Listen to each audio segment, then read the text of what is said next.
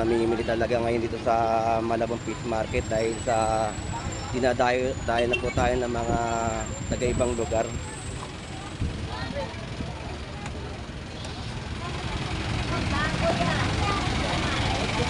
Ito mga kanilang paninda po. Ang dami po.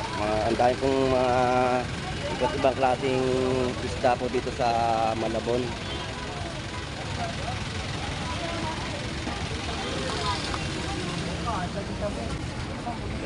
Namimili po natin mga kababayan.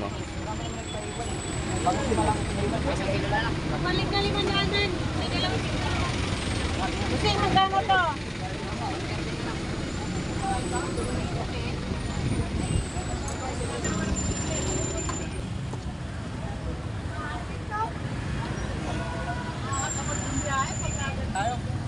Sabay isa po.